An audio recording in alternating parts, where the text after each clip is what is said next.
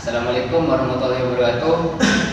Selamat malam, berjumpa lagi bersama saya Agus Sawaneko dalam acara Bala-Bala di KTV. Malam ini saya akan membahas tentang kuliah mandiri bersama narasumber. Yang pertama Mas Ferry, yang kedua Mas Lukman, yang ketiga Mbak Evi. Baik, kita akan memasuki sesi tanya jawab bersama narasumber kita. Misi Mas Ferry, Ya, latar belakang Anda dalam kuliah mandiri ini gimana?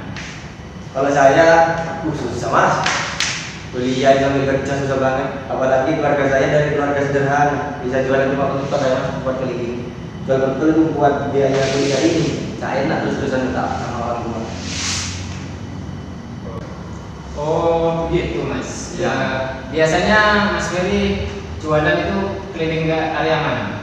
Kalau area sini sih, ya mesti mas. Kadang sampai Aceh, paling selatan kalau sampai utara cuma Mayang. Kalau ke timur sama-sama sampai Banjar sih. Oh iya. Terus kalau ke barat berhenti mas, itu aja. Apakah itu bisa menutupi lah untuk biaya kuliah ini? Kalau biaya itu sih bisa mas, tapi kalau biaya untuk keluarga masih belum bisa. Soalnya kan pas-pasan mas harganya. Dan berapa keuntungannya? Iya iya. Terima kasih. Untuk Mas Lukman, apa yang menjadi latar belakang Anda dalam kuliah mandiri? Ya, sebenarnya ini pertanyaan yang sangat bagi saya. Kuliah mandiri itu sebenarnya tidak membebani orang tua. Di mana di situ saya bisa bekerja sambil kuliah, tapi di situ sangat sulit. Bagaimana di situ kita belajar untuk mengatur waktu, sangat berat sebenarnya itu. Kalau saya menyarankan untuk teman-teman yang masih kelas 3 atau mau lulus lah, kalau misalnya mau bekerja, kita bekerja. Kalau misalnya mau kuliah, kita kuliah. Supaya apa? Supaya kalau sebenarnya latar belakang saya dengan Mas Ferry mungkin tidak beda jauh. Terlahir di keluarga yang sederhana di sebuah desa lah. Desa yang agak ya terpencil lah bisa dibilang. Bagaimana saya bisa untuk ya mengenyam pendidikan lah. Iya iya. Terus itu ambil kerja apa? Kalau kerja saya sebenarnya kerja kecil-kecilan, cuma ikut orang lah, jadi yo, kerja di warnet, ikut ya cuma bisa buat bayar SPP atau bisa bayar buat ujian, ya cuma pas-pasan lah mas buat bayar kuliah setidaknya itu. Harus bisa mengatur uang berarti. Ya kita di situ bisa belajar mengatur uang juga. Latar belakang Anda kuliah mandiri ini gimana? Sebenarnya nggak jauh beda sama Mas Ferry sama Mas Lukman ya. Lahir dari keluarga sederhana, tapi dari itu saya Sisi keluarga. tidak patah semangat untuk kuliah meskipun dari keluarga sederhana. Nah, Mbak Evi kerjanya apa? saya sendiri kerjanya di salah satu lembaga sebagai tata usaha. Jadi ketiga saudara berarti dari keluarga yang sederhana. Iya. Menurut Anda bertiga, tanggapan Anda bekerja sambil kuliah itu apa? Dari Mas Evi, gimana? Kalau menurut saya deh, kuliah sambil kerja itu berat mas. Tapi kan tergantung dari niat kita sendiri. Dari sisi keluarga sudah sederhana kan keluarga saya. Jadi mau nggak mau kan harus bekerja demi keluarga demi saya sendiri mas. Itu. Kalau untuk Mbak Evi, gimana? Untuk pertanyaan buat Mbak Evi, tujuan Anda bekerja itu apa?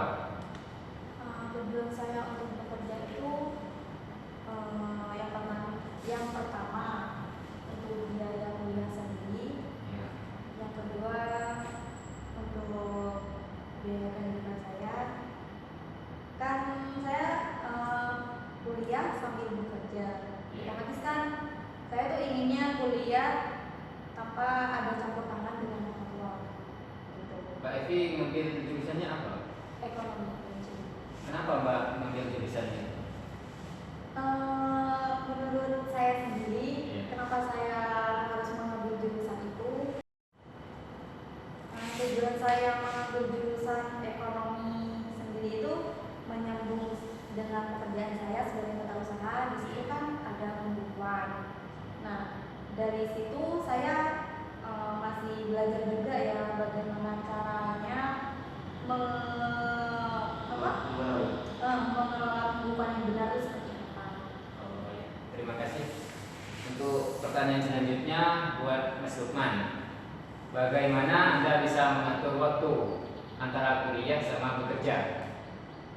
Ya, seperti yang saya katakan di awal tadi, bahwasanya di mana kuliah sambil bekerja itu sulit. Nah, kita harus pintar-pintar untuk mengatur waktu.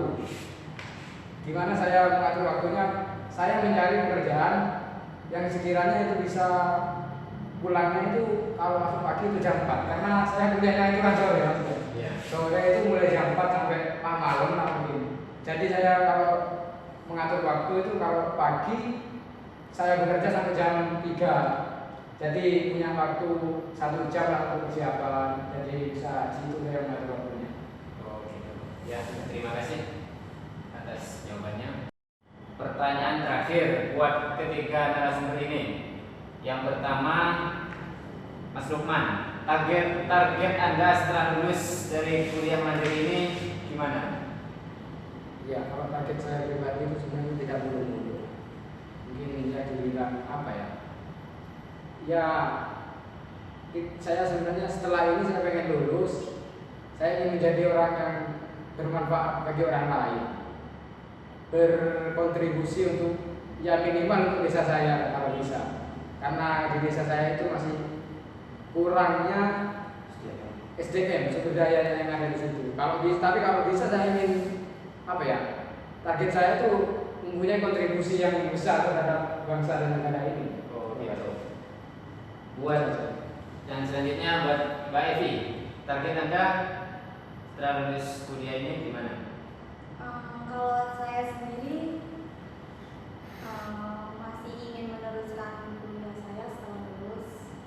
Mungkin setelah lulus ada planning untuk membuka membuka usaha sendiri seperti itu Mas. Terima kasih. Untuk Mas Ferry, gimana target Anda? Kalau saya sama Mbak Devi, Pak Evi sama pengen buka usaha lah. Kenapa saya pengen buka usaha? Karena kan jurusan saya ekonomi itu ada dua Mas. Ya. Ada yang akuntansi, ada yang manajemen. Ya. Kebanyakan kalau yang akuntansi itu bagian pembukaan keuangan. Ya. Kalau saya bagian dari manajer.